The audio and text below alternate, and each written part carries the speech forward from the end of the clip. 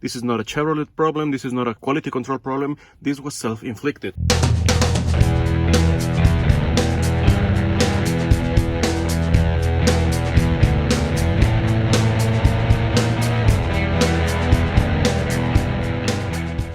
Hello everyone and welcome to the channel. In this video I'm going to show you how to fix the manual mode on the transmission of your Silverado. The problem that I had is that when I put it in manual and try to shift manually with the buttons, the truck wouldn't obey. If I shifted up, it would shift down or not shift at all, and the number would not change on the dash. And I'm gonna show you how to fix that. After a couple of days of trying to troubleshoot it, I figured out that it was an electrical problem in the contacts of the plus and minus buttons, and along with the toe button on the shifter. The transmission was shifting fine, everything was good on drive mode, but when I put it in manual, the problems started to come. When I disassembled the cover to access the shifter to see if one of the cables was wrong or something, I discovered a lot of rust coming from the hole where the cable goes, so I thought that it was full of rust and the electrical connections were rusting. What I did to fix that was to get one of these. This is called Rust Eater. I bought mine at AutoZone and it worked like a charm. It's a kind of dielectric multi-purpose rust dissolver. How do you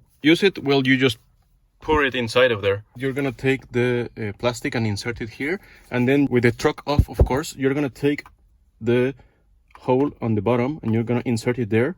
You can squash this a little bit so it gets a little narrower, and you're gonna insert it there, and you're just gonna go to town with it. Make sure that it gets inside of the shifter. You're gonna make a mess, but that's okay. You can clean it afterwards. And just to be sure, put it in the other button. You go to town with it.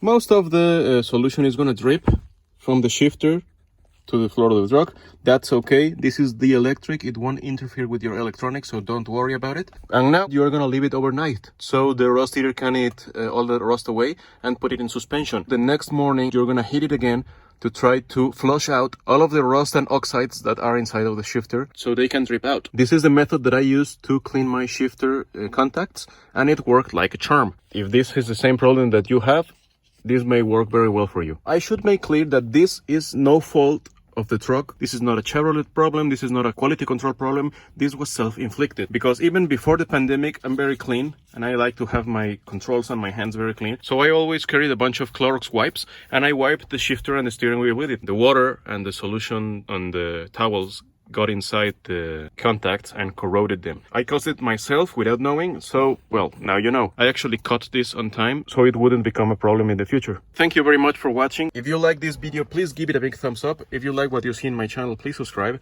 And as always, I will see you next time. Have a fantastic day.